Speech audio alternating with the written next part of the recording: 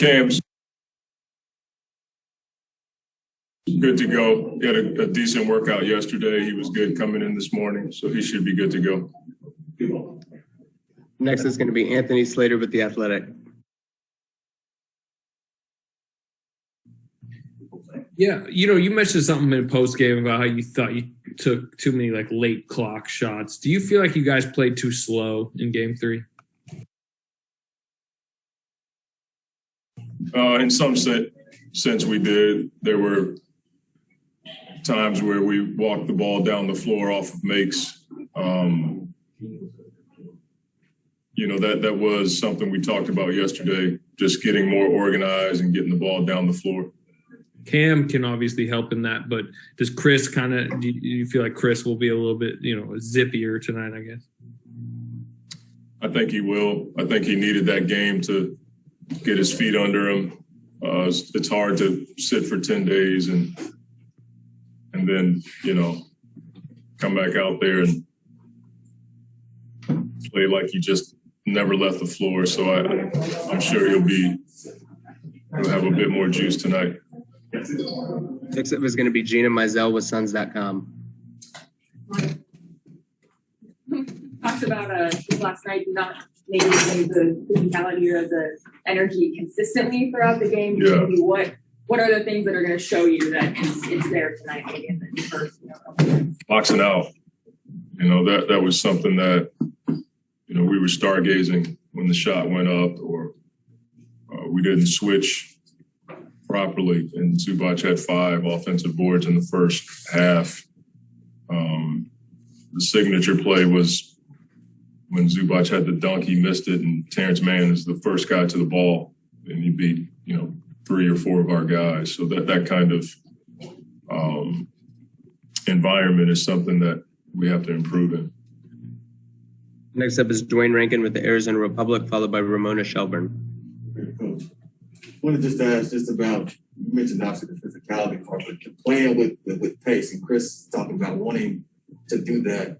I guess Cameron's been the pace guy, but Chris obviously can do that. So how are you sensing that may look with Cameron obviously now? I feel like he'll be able to go tonight, right? Yeah, both those guys get the ball down the floor quickly, but I think we have to take advantage of the hit-ahead pass more. A lot of times Book is the recipient of that pass, and he can get the ball down the floor before the defense gets set. That's something that we didn't see as much in Game 3, and give them credit. They've had a really good mentality getting back in transition and showing bodies. So it helps to rebound, long rebound, so you can get out and play in that environment. But that's what we've been all year. We want to be able to get out and play with pace. Doesn't matter who the lead guard is. Quick follow, so Nader questionable. Is he now available to go today? He's available. Are you surprised that getting to this point, he's been out for so long? I mean, what could you expect from him, even that he can put him in this kind of environment with the end of play? I expect him to play well. I really do. He's worked his tail off.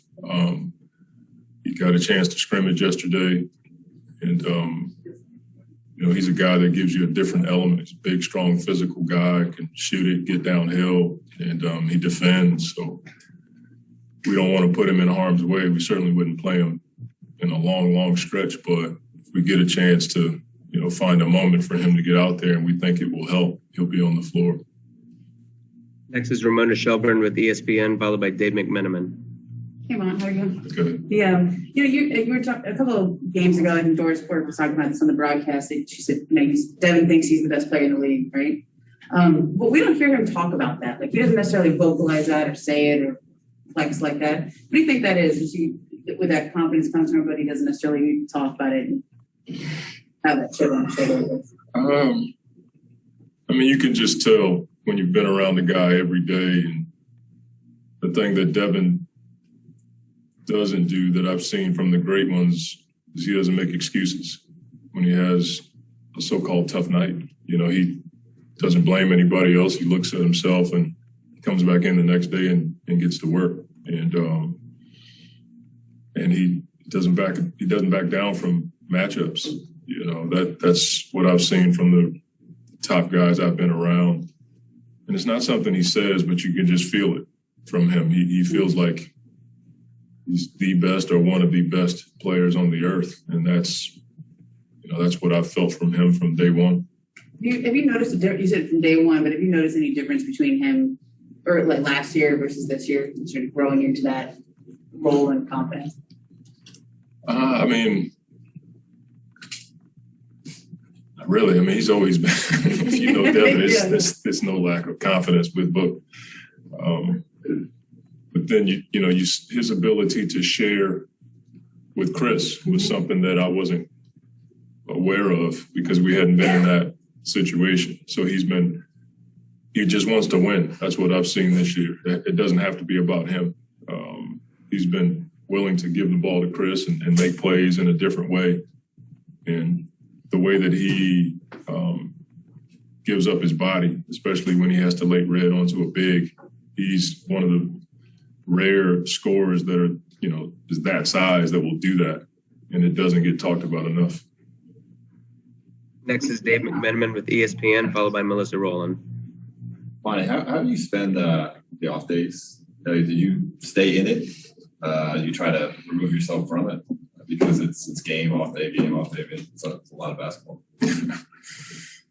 I'm probably like most coaches. You just go back to your room and bunker down, film. It's weird this time of the year because there's not a ton of games on to learn from. And so you just end up watching more and more games to see if you can find an edge. And then I can hear in my mind like Pop, telling me less is more, fill your cup type thing. And so you take a break for 2 minutes and then you get right back at it. So he has 5 rings and I don't. So my family's a huge part of my breaks, when I can get my boys and watch, games with them, or we have family Devo time and we're able to talk about stuff that's a lot more important than basketball. That's a valuable time for me as a father and a husband to be able to talk to my boys about life and listen to their questions. That's especially on the road, there's nothing to do. I'm not going out to eat so my time here has been with my boys in my room or watching film or just kind of, trying to get ready for the next thing that's in front of us. Next is Melissa Rowland with Fox Sports, followed by Kellen Olsen. Nothing to do on the road in LA. Just saying. You just don't know me that well. Hey, Monty, before I ask the question I was going to ask, I know you just said that you hear Pop's voice in your head all the time. Have you been in contact with him about this playoff run? Just out of curiosity. In the beginning, we had a really good conversation about how to approach it. He just told me some things that were really important for me, kind of gave me a bit of a release. Just said, love them up. This is a fun time for you guys. And my job was to give the group confidence. And, we both talked about the nerves, that we all have as coaches. And there's no shame in that. And other than that, I'll get a text message, or if I have a question about something that could be not related to a specific game, but just a certain situation, I know that I can call him or text him and he'll get right back to me just because he understands where I am. But he's always been a resource for me, but it's always more than basketball. He'll check on me just to make sure the kids are okay, or, that kind of thing. So I value those conversations with him. And then second of all, you likened game 3 to an old school training camp for Chris Paul.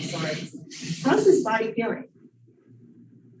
I think he had to go through that game, which I'm hopeful will help him tonight. There's just no way to get that kind of work in.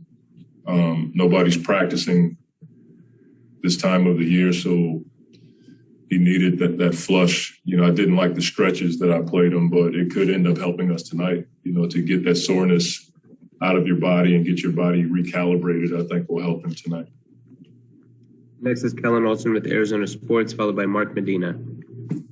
Hey, Monty, in terms of the wing rotation and Cam and Kellen and Torrey, how have you felt like Torrey's impact in the past few games has been akin to how he's played in the last 2 series, just in terms of rebounding and what he can provide with his strengths the most? We'll see. I mean, there were a few stretches where his ability to get to the basket has helped us. Game 2, I thought he made a huge play where he fed DA for a dunk. His defense, he's a versatile defender. We need him to make those intangible plays, the offensive rebounding out of space, the ability to guard the ball and keep guys in front. None of us were great last game as far as guarding the ball consistently. Man had a drive from the corner, got a layup. Jackson's been able to get to his spot and make really tough shots.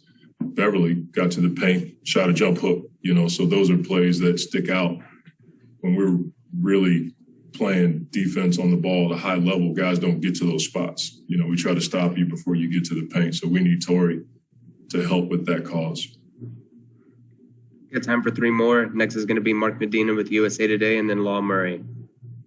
When you're looking at DeAndre Ayton's development, both in terms of his performance and establishing a routine, what do you think were the turning points where he reached another level?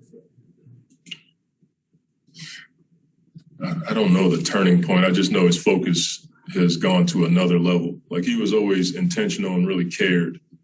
What I'm seeing from him now is a different level of focus, especially from a young big. Like the old adage is it takes bigs longer.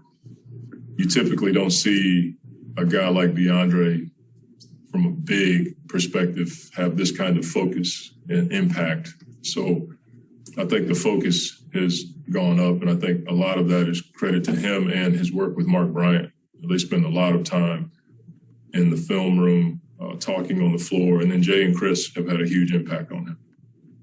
Final 2 questions are Law Murray with The Athletic and Dan Woike. Monty, saying on DA, you said after game 3 that you really are going to put it on you to get him more involved consistently. It sounds like, you look at the last 2 games, he got off to great starts and then kind of disappeared. Second quarter, he didn't take a shot at all. Like, is that just a consequence of the position that he plays, or is that something where it's like the players know how effective he can be and they just need to consistently get him around? Yeah, I probably misspoke because when I watched the film, there were chances where he was at the basket and he had the ball, he passed out, and we talked about it, like, go up and dunk that. Like, he's so unselfish. When he catches it in the paint, like, if he doesn't have a direct line to the basket, he's always looking to the corners or the wings. And there are times where he can, be a bit more aggressive in those environments. But I felt like we also can look for him more, especially when they switch and put Zubac on Chris. DA can go in there and seal, but we got to look for him. And we pointed out a couple of those situations yesterday. So I think it was a combination of those things. But for sure, we can try to do our best to, from my perspective, try to find him more in the paint and even his floater. Like, he's a guy that can make that 15-foot shot, and he also can make the floater. Final question is Dan Woike with the LA Times. To continue on the Ayton train, sort of, he's taking 5 less shots per game this year than he did last year, and that's not everybody. That's not every young guy is willing to do that. Was that ever a conversation that you might shoot less this year, or has that just been sort of natural? And has he ever complained about that or anything like that? No, I think it's a combination of things. Having Chris, having Jay, and Mikal, his uptick has taken probably shots from a few guys. Cam Johnson, Cam Payne, having more guys that can fill it up. We tend to look at it a bit differently. His value is not just in the shots he makes or takes, it's what he generates for other people too. And I think our guys understand DA in the game helps them get open. So he may have 5 less shots, but we're okay because we think those 5 shots are going to guys that can make, a few shots. So maybe we get 3s off of that as opposed to, a 2 in the paint with DA. That's okay as long as we make the shot. Not every 23-year-old number 1 pick might be willing to do that. I just said he's really unselfish. He doesn't talk about that. He makes the right plays, and he cares about winning. If you watch his his fist pumps, it's usually for somebody else. When they make a play, it says a lot about him. So I'm not quite sure he even worries about that as much. He wants to win, and he wants to score too. You know, he knows he can have an impact on the game. I don't know if that helps. Yeah. I mean, it just strikes me as like that's not always easy for No. people to do less in that sense at this stage of his career. I was never in that position, so I can't. Appreciate the time, Coach. Thanks for hanging with us there.